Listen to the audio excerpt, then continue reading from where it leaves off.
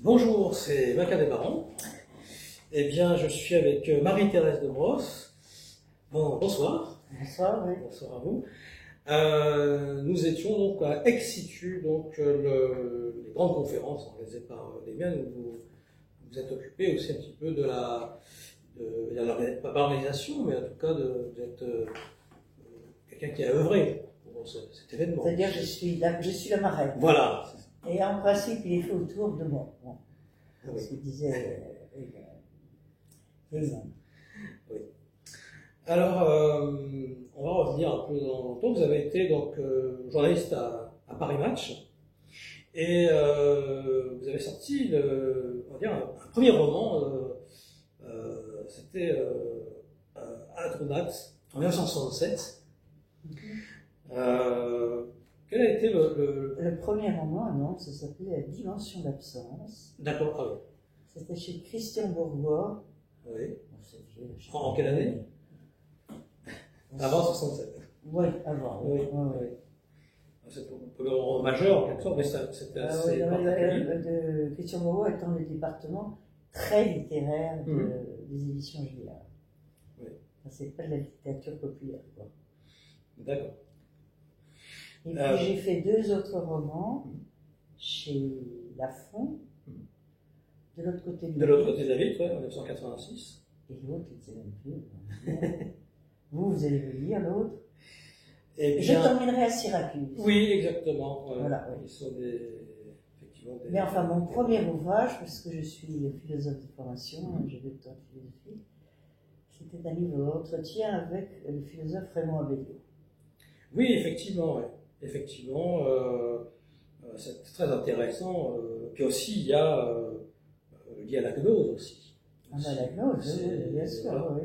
Là, c'était en 1998 également. Ensuite, bon, bien sûr, il y a l'œuvre majeure, enfin, en ce qui concerne le phénomène OVNI, c'était donc Enquête sur les enlèvements extraterrestres. À quel moment vous êtes intéressé au phénomène OVNI? Quel était le point déclencheur, en quelque sorte? Alors, je m'intéresse au phénomène OVNI depuis que j'ai 5 ou 6 ans.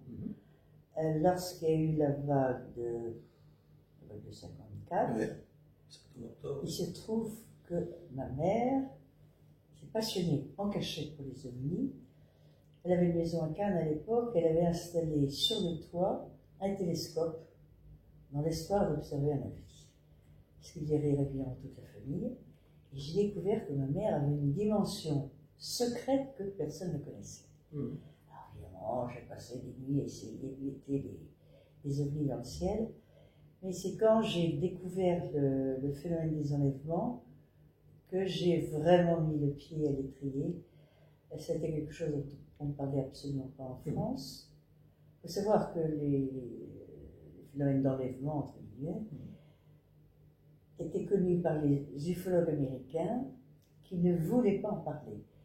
Les ufologues américains voulaient, c'était le début de l'ufologie, se faire prendre très au sérieux par le gouvernement, et ils se disaient, bon, on cherche à convaincre le gouvernement américain qu'il y a des objets qui ne viennent pas de notre terre, qui viennent nous visiter, c'est déjà énorme. Si on va leur dire que ces objets viennent et qu'ils débarquent des gens sur Terre, et que ces visiteurs vont enlever des terrestres, on va nous prendre pour les fous furieux, et ça va fiche en l'air toute notre réputation.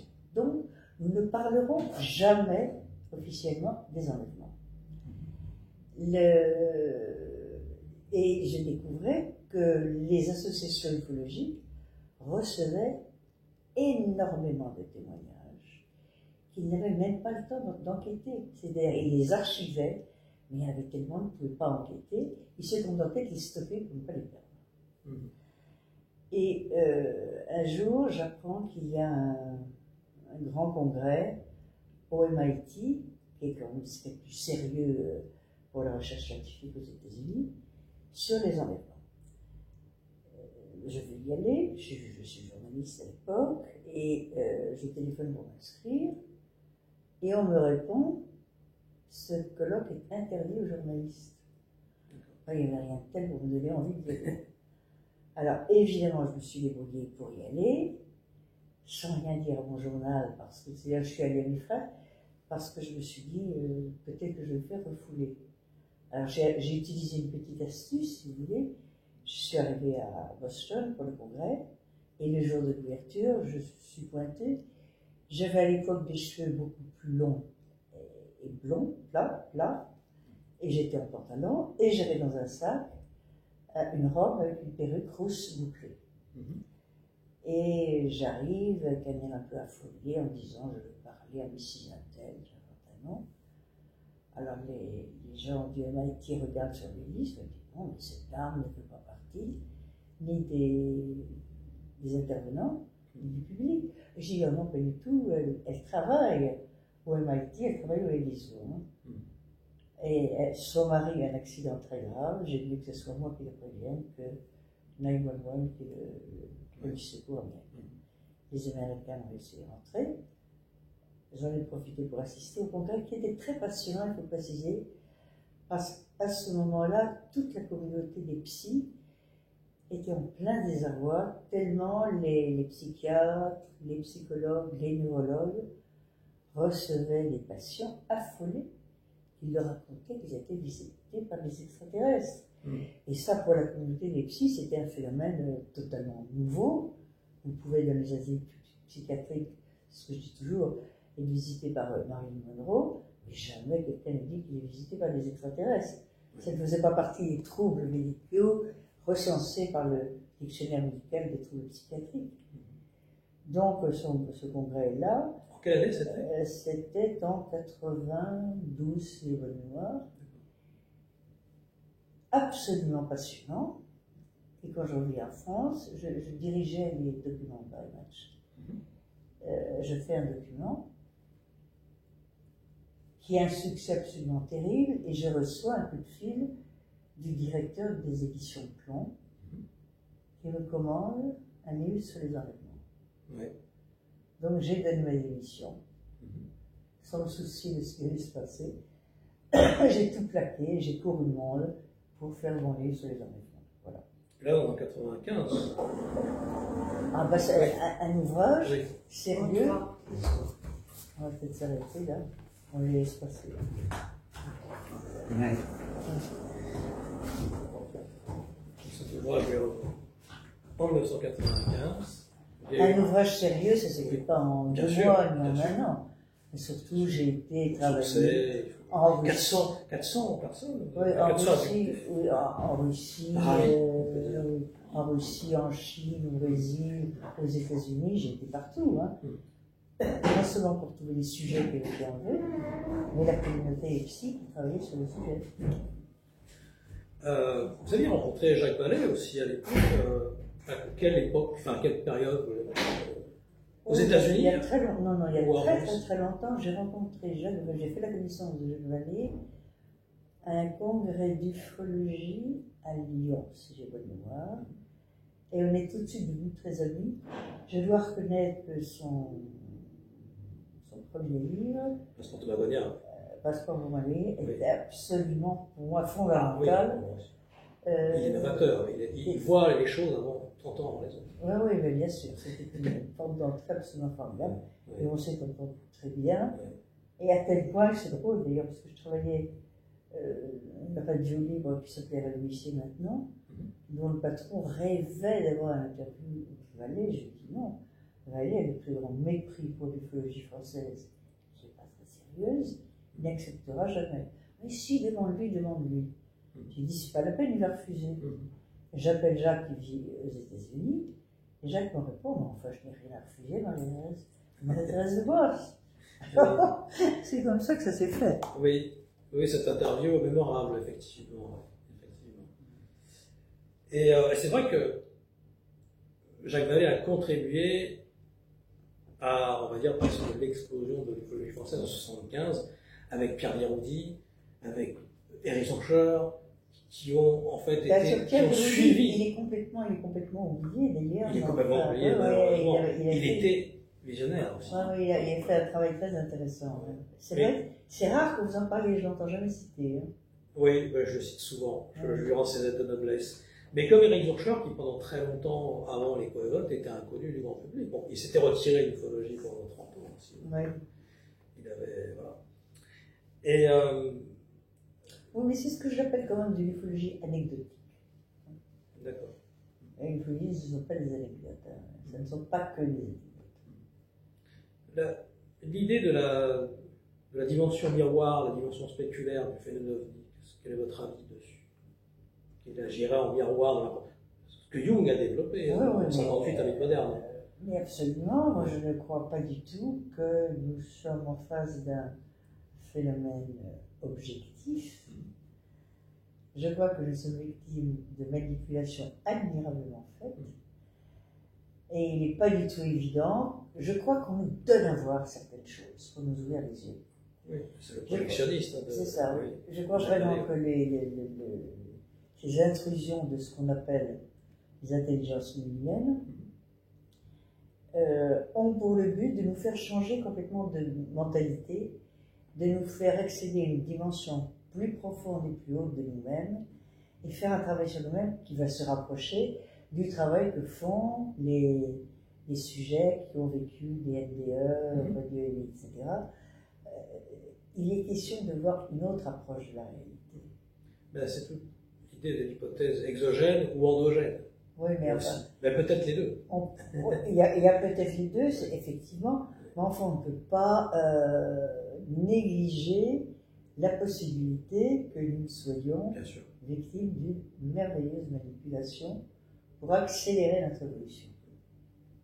Oui. Ben, c'est le rêve éveillé dont parle Pierre Guérin aussi. Ouais. Cette idée un peu l'imaginal d'Henri Corbin aussi. Il y a pas mal de choses. En fait, en comprenant une certaine partie d'ésotérisme, on peut comprendre le phénomène. Et Jacques Vallée était 11-3, donc il avait compris, c'est pas pour rien, le Collège Invisible, et Michel. Ouais. Michel. Si vous avez connu Aimé aussi. J'ai connu Aimé Michel, c'est grâce à lui que j'ai rencontré, on vient de voir sur le film, Maurice Mas. Oui. Parce que quand l'affaire Mas a éclaté, je ne sais pas encore journaliste, j'étais toute jeune, mais je m'intéressais déjà aux ovnis. Et Michel m'appelle en me disant Marie-Thérèse, vous pourrez le monde pour creuser le sujet ovni, il faut que vous ayez voir Maurice Mas. Et j'ai répondu pas de question. Maurice Mas a déclaré Urbi et Torbi qu'il voulait qu'on lui fiche la paix. C'est pas moi, total inconnu, qui vais débarquer pour lui et sur une question, alors que non seulement toute la France, mais le monde entier était en train de débarquer à Valençol. Et Michel, quand il voulait quelque chose, il le voulait. Il m'a rappelé quelques instants plus tard, il m'a dit Maurice Mas vous attend. Et c'est comme ça que j'ai débarqué chez Maurice Mas. D'accord. Et c'était en quelle année là? Il ne faut jamais me demander les années. Il faut que je vérifie. Hein. Les chiffres, ça change tout le temps, c'est comme l'heure. Hein. Bien sûr. Oui. Et vous aviez aussi rencontré mon grand-père Guithieu, donc quelqu'un vous avez beaucoup aimé, je crois qu'il est toujours là. Ah oui, toujours présent, oui, bien sûr. Musicien. Alors, ça me plaît beaucoup parce que votre grand-père, qui habitait à un moment tout près de Paris, a eu toutes sortes d'ennuis avec ou la police de l'air, etc. Parce qu'il avait des machines. Oui, les oscillateurs Lakovsky. Oui, Lakovsky, oui, aussi bien. Jean-Pierre Petit a lui acheté d'ailleurs. Ah oui, absolument, oui. Moi, j'ai utilisé les oscillateurs Hollande, voilà. Ouais, le Lakovsky, j'ai utilisé un Lakovsky que votre grand-père m'avait fabriqué, qui m'a dit surtout, n'achète pas les trucs qu'on trouve sur Internet, qui sont piqués, qui ne valent strictement à rien. Voilà. Et ça m'avait d'autant plus intéressé que j'ai quand même passé 6 mois de ma vie en Sibérie, où j'ai découvert qu'il y avait une médecine russe totalement différente de la nôtre, dans la mesure où les Russes n'avaient pas les moyens de tester la médecine allopathique. Donc, ils ne pouvaient pas mettre sur le marché des produits pharmaceutiques. Donc, ils se soignaient autrement. Alors, ils utilisaient beaucoup de plantes et ils utilisaient toutes sortes de choses, comme le Lakovsky, et avec des résultats stupéfiants. Oui, bien sûr.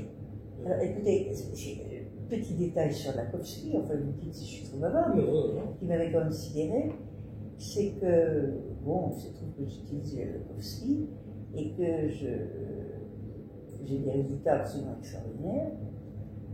Et mon médecin me dit, mais comment est-ce que vous êtes guéri? j'ai étudié le Lakovski, j'ai utilisé le Lakovski. Ce médecin, je le dis bien, et je cite le nom, de l'hôpital américain, me répond, moi je n'ai pas le droit, parce que si je le prescris, je serai rayé de l'ordre du médecin. Et j'ai dit, donc, docteur, si je comprends bien, vous préférez avoir un malade qui crève de maladie, mais qui obéit aux ordres de Big Pharma, qu'à un malade qui se soigne par une médecine différente qui a fait ses preuves, mais qui n'est pas remboursée par la sécurité sociale. Et il me répond, je n'ai pas le choix. C'est beau la vie, non? Eh oui, mais c'est tout le problème des chercheurs interdits, hein, de toute façon, à l'époque, qui ont été mis au banc. Oui. Il y en a beaucoup, effectivement. Mais dès les années 30, déjà, ça avait été retiré des hôpitaux français. Ah oui, là aussi.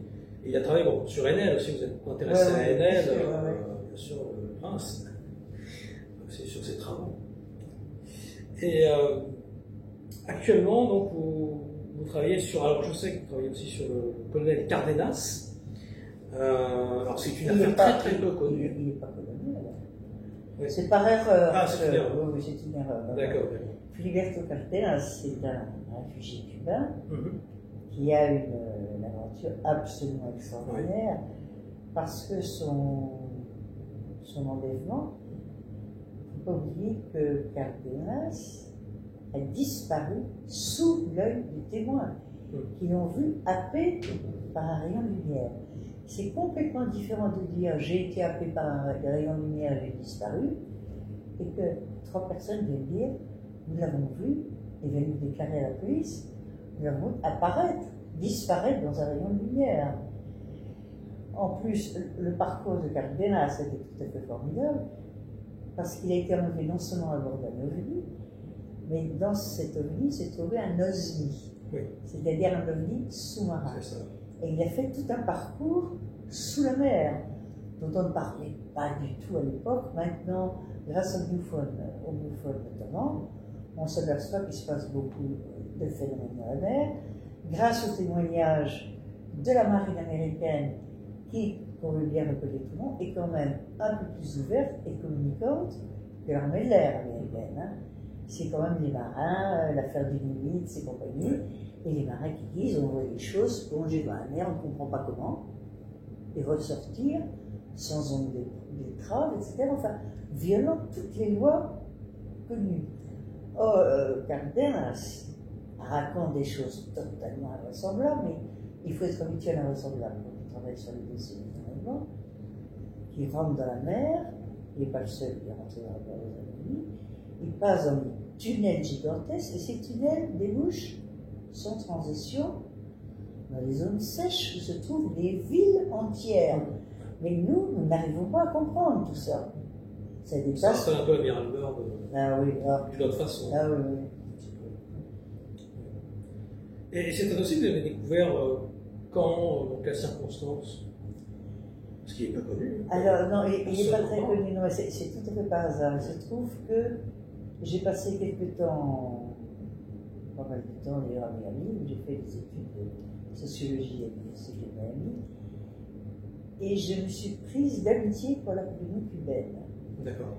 Les Cubains à l'époque, j'étais jeune, hein, c'est vieux tout ça, les Cubains étaient considérés comme des pestiférés par les Américains qui leur attribuaient la venue du sida. D'accord. Alors comme ça, ils n'étaient plus reçus partout, ils étaient exilés, et moi j'aimais beaucoup les Cubains. Et j'avais découvert chez eux ce culte que j'aime beaucoup, le Santeria, donc on a parlé ce matin. C'est très beau, c'est un culte d'origine africaine. Oui, la Santeria. La tradition yoruba. Et le maire de Miami m'avait proposé de travailler pour la communauté cubaine. Moi, j'avais donné des démissions de mon boulot, mais mon compagnon m'a dit pas question de travailler avec les Cubains. Rappelez-vous les rumeurs qui circulaient sur le sida au début. Tu vas attraper le sida, tu vas me filer, etc. J'ai dit, le sida, c'est pas comme ça que ça s'attrape, on va dire.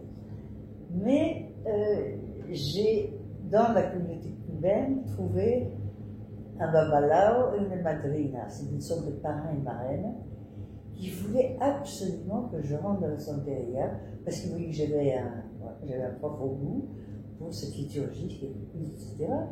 Enfin, ça n'arrivait à rien pour moi, européenne, d'adhérer à un culte du Yoruba, vous comprenez, mais pittoresquement, etc. Et ça a été ce qui m'a permis de rentrer en contact avec ce Cardenas, parce que Cardenas, après ses aventures extravagantes, c'est quand même le cas le plus célèbre d'abduction de toute la Floride, et c'est un des cas les plus célèbres des États-Unis, tellement il est complexe, compliqué, avec toutes sortes de dimensions. Cardenas était un passionné de la Santeria. Quand il a découvert, j'ai vu chez lui le portrait de Chango.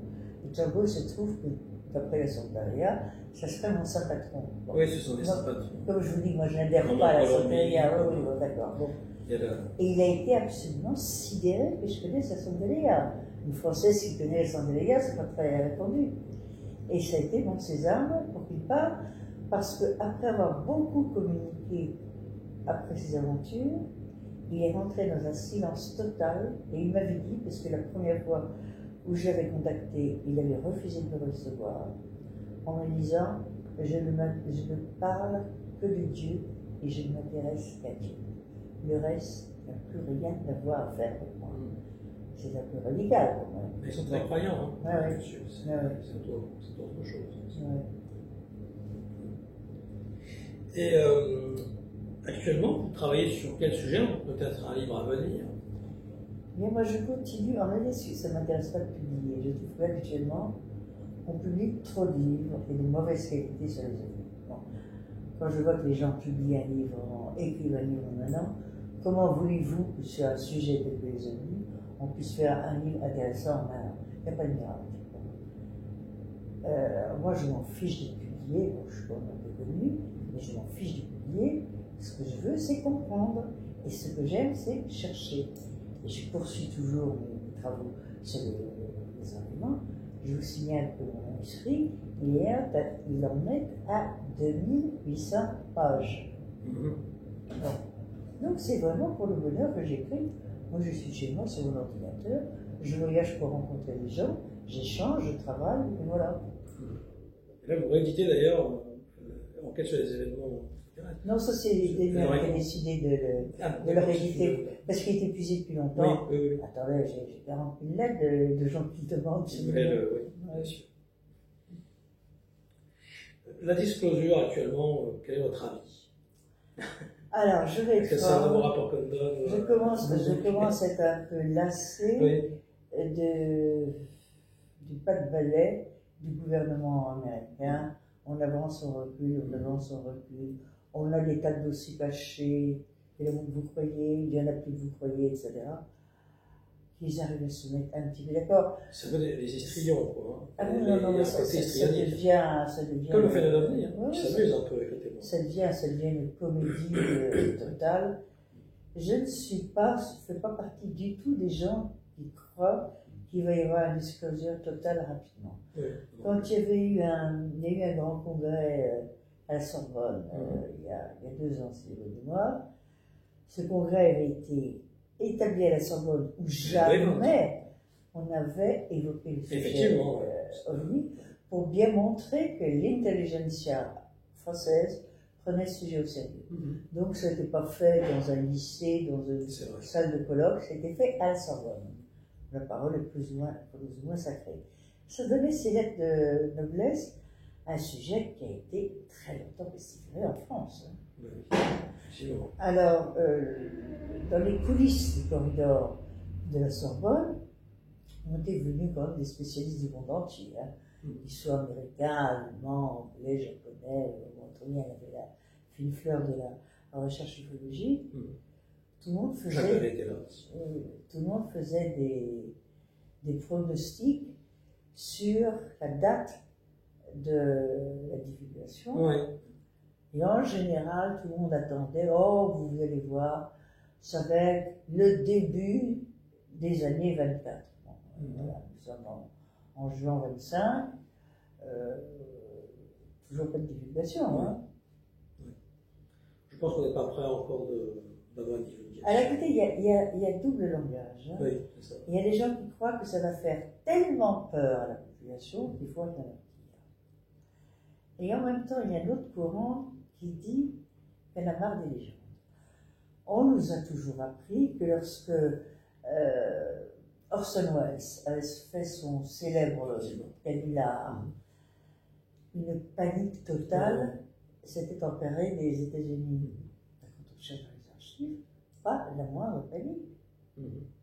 C'était pris comme un numéro de bon comédien, lisant un bon texte, et pas du tout une chronique affolée dans l'envahissement des États-Unis par les extraterrestres. On va peut-être prendre ça très calmement. Sait-on jamais. Peut-être bien. On verra. On verra bien. On verra. Peut-être ne verrons-nous pas encore. Oui. Mais le phénomène, des fois, souvent dit. On se demande si le phénomène, des fois, ne nous ferait pas involuer plutôt qu'évoluer. Parce que souvent, il y a des informations. Le phénomène lui-même, souvent, dans les témoignages, raconte les martiens de Gary Wilcox, les êtres réticules. Après, plus on avance, plus c'est loin. Oui, ça a commencé avec les canons de Mars, etc. Enfin, les dirigés en 1897, mais oui. Les archives où ils se font passer pour des farmers. Enfin, ça oui, commence très sûr. tôt, en fait. Ça, cette mascarade. Bien sûr. Ils s'amusent bien. On vit avec. Hein. Oui. Mais ce qui est quand même intéressant, c'est de voir que ce phénomène, je ne parle pas du phénomène, je parle vraiment du phénomène des enlèvements et des abductions, agit comme une sorte de moteur d'accélération de l'intelligence humaine. C'est comme si on était mis au défi de vivre vraiment avec notre temps. Pourquoi est-ce que chaque fois qu'il y a des enlèvements, d'après le vécu des abductés, hein, qui en général sont sincères, c'est très rare les cas d'abductés qui évoluent. Les abductés insistent, on nous a fait des projections, nous montrons des scènes du passé, du présent et du futur. Et le futur est toujours dramatique. Vous voyez le Cubain dont nous parlions tout à l'heure a eu un contact tout à fait sympathique avec un humain qui disait travailler avec les extraterrestres et lui a fait toutes sortes de prophéties. Toutes les prophéties faites, enfin retransmises par Cardenas ont été réalisées, sauf une qui ne s'est pas encore produite et qui touche la Troisième Guerre mondiale, qui nous est démontrée, d'un affrontement colossal entre la Russie, la Chine et les États-Unis, où Israël, le Qatar et l'Iran vont jouer un rôle prédominant. Il me semble qu'on est quand même... bon, n'oubliez pas que parmi ces simples prophéties, citées comme ça, on annonce qu'un comédien sera nommé président des États-Unis. Un comédien dont la femme sera une comédienne. Président Reagan. 6 ans après la réduction, après la prédiction, bon, il nous annonce l'assassinat de Sadat, il nous annonce un certain nombre de choses, et encore à venir l'effondrement des principales villes de Californie. Et lorsque Cardenas dit à son contact, entre guillemets, mais pourquoi est-ce que vous faites toutes ces prédictions? Ils se mettent à l'équateur de l'époque. Il faut quand même que tu comprennes que si nous sommes capables de ne pas nous tromper sur l'avenir du temps et des événements qui vont se dérouler, ça va peut-être te faire prendre au sérieux notre seul message important, qui est celui de l'amour universel.